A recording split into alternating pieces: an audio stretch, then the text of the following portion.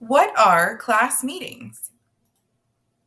As we begin our journey today, I'd like to share a quote from Chip DiLorenzo, co-author of the book Positive Discipline in the Montessori Classroom. He says, "The class meeting is the key to creating a democratic environment that develops mutual respect, cooperation, and responsibility." This quote highlights the profound role that class meetings play in shaping a Montessori environment where students feel valued, heard, and responsible for their community. In a classroom rooted in mutual respect, children learn to navigate conflicts, express themselves with confidence, and develop the skills necessary for collaboration and leadership.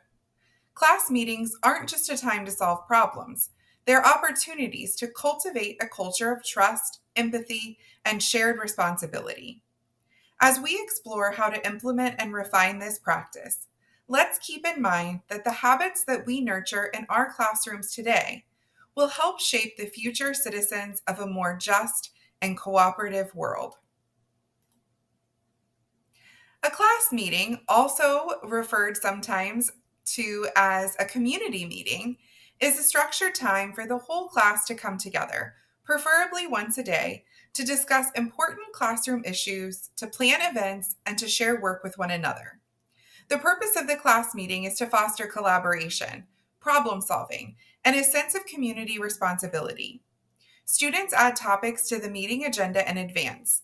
At the meeting, students fulfill roles including note taker, timekeeper, and agenda keeper. The agenda keeper goes through the list of agenda items in chronological order, and those that still need to be discussed are brought forward for the whole community to brainstorm solutions to together. These might be individual concerns from one student, conflicts amongst a pair or a small group of classmates, or perhaps even whole group challenges. A well run class meeting strengthens the classroom culture and empowers students to take ownership of their community. A structured class meeting helps create a respectful and productive space for students to collaborate. A typical format begins with compliments and appreciations. Encouraging students to recognize kindness, effort, and achievements helps to begin the meeting on a positive note. Then the group should take some time to follow up on prior solutions. You want to check in on previously discussed issues to see if solutions are working and if follow up discussions are needed. The group should then review the agenda items. Students should have the opportunity to share their feelings while others listen. They should recognize that some issues may not need immediate solutions but deserve acknowledgement. These challenges can be discussed but don't necessarily need fixing. When needed, the class works together to find constructive solutions to the challenges that are presented on the agenda. At the end of the meeting, the class should take some time to discuss future plans, including field trips, celebrations, or classroom projects. Involving students in these conversations not only promotes buy-in, but also provides them with opportunities to be responsible for some of the organization and planning, and creates a sense of order and routine as children know what to expect. To create a successful, child centered experience, try these tips for structuring a class meeting. First, when thinking about setting the stage, make sure that everyone is sitting in a circle with adults at the same level as the children.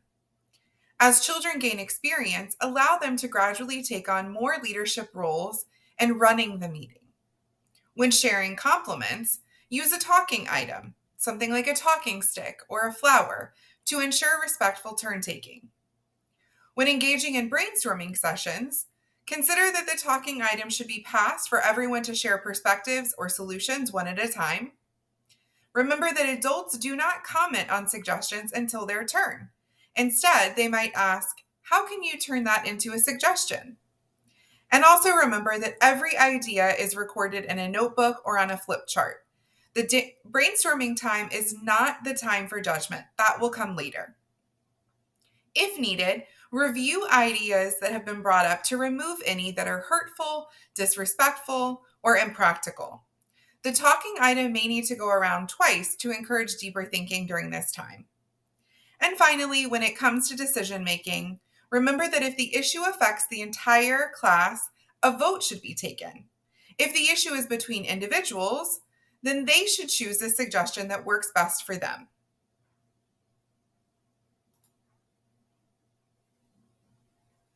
Here are some benefits of class meetings. It improves a child's listening skills, their ability to brainstorm, develop problem solving skills. It empowers children and develops mutual respect. It allows them time to cool off before attempting to solve a problem. It encourages them to develop concern for others, to cooperate with one another.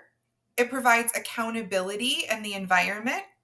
It helps them learn how to choose solutions that are respectful to everyone involved.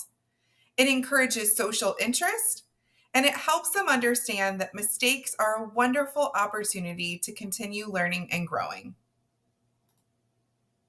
We'd love for you to share in the comments with us how you facilitate classroom meetings in your environment and any insights that you've gained from supporting student collaboration and problem solving in this creative way.